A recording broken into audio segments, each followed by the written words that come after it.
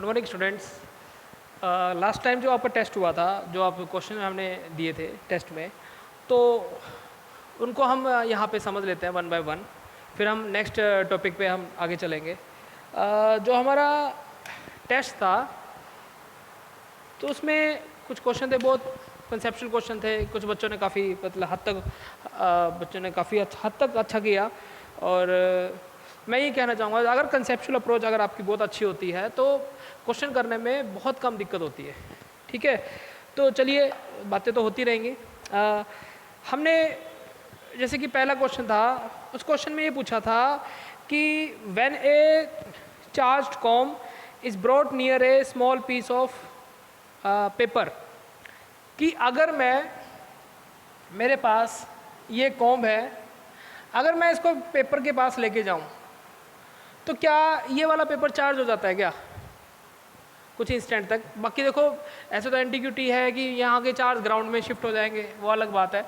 But ऐसा माना गया कि अगर आप इसको इसके पास लेके जाते हो, वैसा ये इंडक्शन मेथड वाला, अगर मैं ये प्लस इसके पास चार्ज है और ये यहाँ पे माइनस इंड्यूस करता है तो प्लस यहाँ आ जाएंगे, तो हम ये मानते हैं अभी ये बॉडी चार्ज नहीं हुई।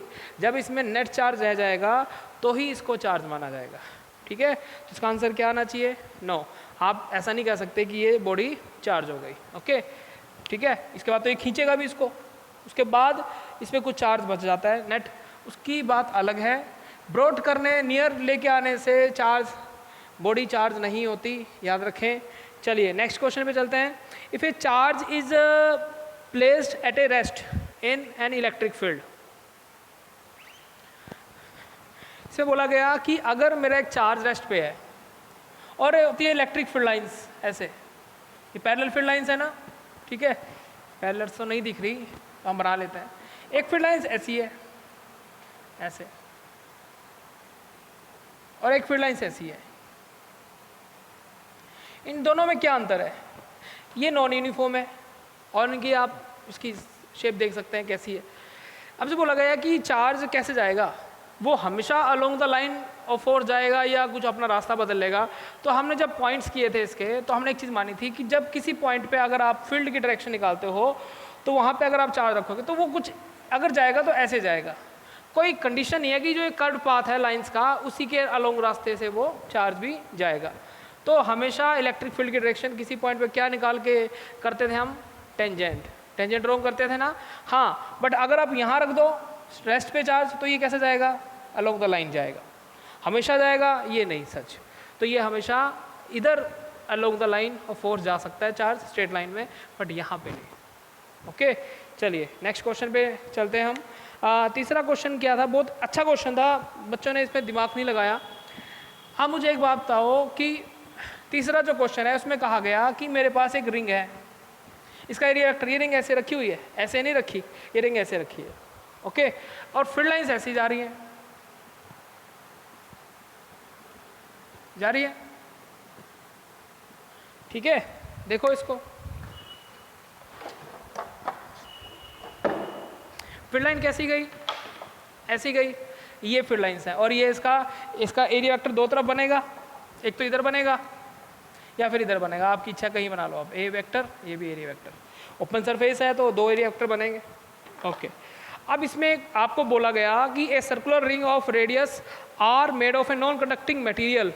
ओके, इस पे चार्ज आ गया कुछ,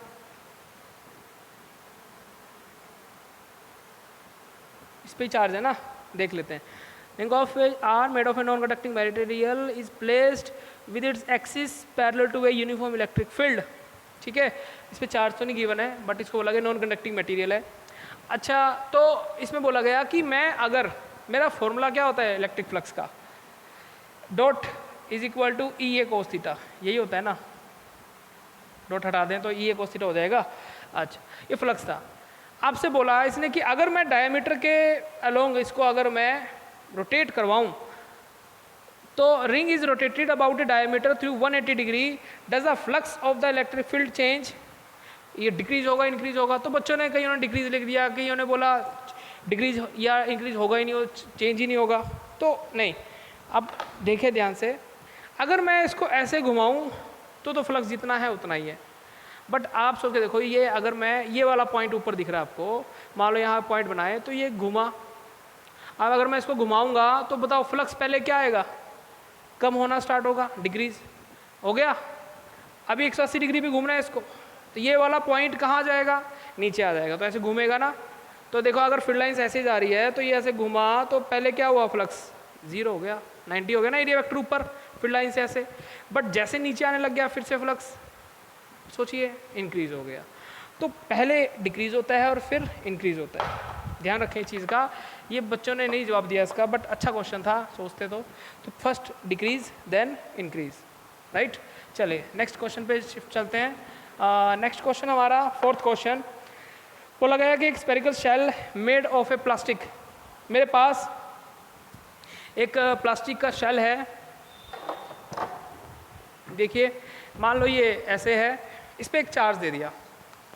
चार्ज कैसे, इन द सेंस मान लो ये प्लास्टिक है और इस पर चार्ज हमेशा कहाँ है, दे दिया। इसके अंदर आपसे इलेक्ट्रिक फील्ड पूछा है कितना होगा।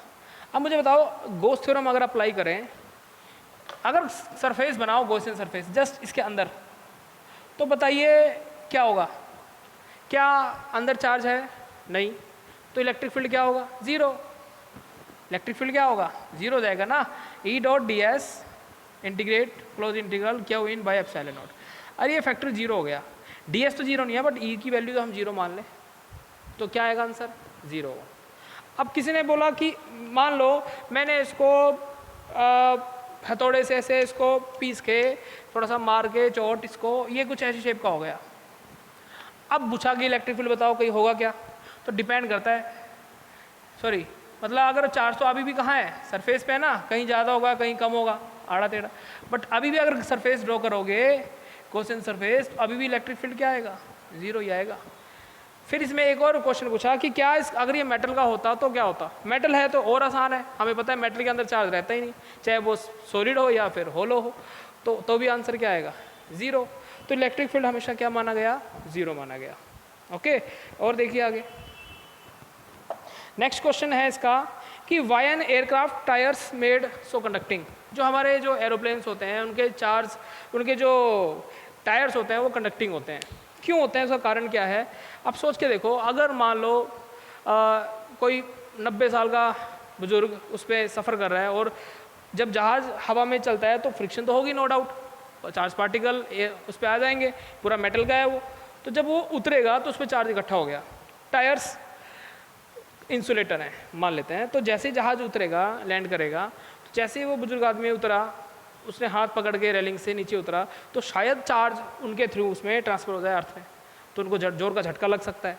तो हमने इसका एक सोल्यूशन क्या किया कि उसको ऐसा बना लें कि जैसे ही वो लैंड करता है तो सारा का सारा जो फ्रिक्शन के कारण चार्ज डेवलप हो गया सरफेस पे, वो तुरंत कहाँ चला जाए, ग्राउंड में, तो वहाँ तो नहीं रहेगा, अगर रह गया तो समस्या हो जाएगी।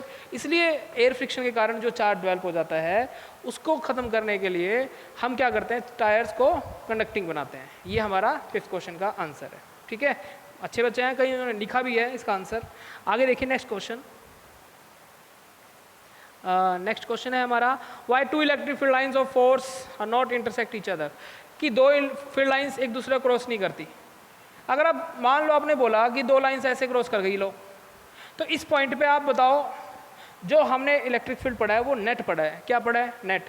अब नेट पढ़ा है तो एक तो 2 टेंजेंट बन गए, 2 टेंजेंट तो ड्रॉ नहीं कर सकते, क्योंकि अगर ये भी इलेक्ट्रिक फील्ड की डायरेक्शन दिखा रहा है, ये भी दिखा रहा है, तो हमने जो पढ़ रहे हो तो ऑलरेडी ही नेट पढ़ रहे हैं, तो ये 2 इलेक्ट्रिक फील्ड तो अलग से डायरेक्शन दिखाएंगे फिर, तो इसलिए 2 टेंजेंट पॉसिबल नहीं होते, इसलिए एक दूसरे क्रॉस नहीं करती। ओके, नेक्स्ट क्वेश्चन देखिए क्या है, can a gravitational field be added vectorially to a electric field. क्या इलेक्ट्रिक फील्ड में वेक्टर की फॉर्म में अगर हम ग्रेविटेशनल फील्ड को ऐड करें, क्या हो सकता है क्या। ग्रेविटेशनल फील्ड क्या होता है, ई जी, ये होता है GMR², और इलेक्ट्रिक फील्ड क्या होता है, वो होता है KQ/R²। आप अगर इनकी डायमेंशन मिलाओ तो डायमेंशन, फोर्स की डायमेंशन सेम होती है बट इनकी डायमेंशन सेम नहीं होती, तो डायमेंशनली ये करेक्ट नहीं है, हम इसको दोनों को इलेक्ट्रिक फील्ड को इसमें ऐड नहीं कर सकते, वेक्टरली याद रखें। नेक्स्ट देखिए, can there be a potential difference between the 2 adjacent conductors, कि मैंने 2 कंडक्टर्स को ऐसे कुछ ऐसे कंडक्टर हैं, इसमें नहीं दिया कि कैसी शेप है, कि क्या उनमें पोटेंशियल डिफरेंस हो सकता है, तो आंसर हो सकता है, बट उनकी शेप और साइज़ कैसा हो, अलग अलग हो। ये चीज़ मैं आपको पढ़ाऊंगा कैपेसिटर में, कि आप कभी आप नोटिस करो, कभी फ्रिज में जाते हैं तो हमें एक झटका सा लगता है कॉर्नर्स में, है ना, शॉक सा फील होता है, क्योंकि ये माना जाएगा, कैपेसिटर में पढ़ेंगे हम, जो हमने देखा चिमनी होती है हमारी, जहाँ इंटें बनती हैं वहाँ चिमनी होती है ना, उसके आगे त्रिशूल लगा होता है ऐसे,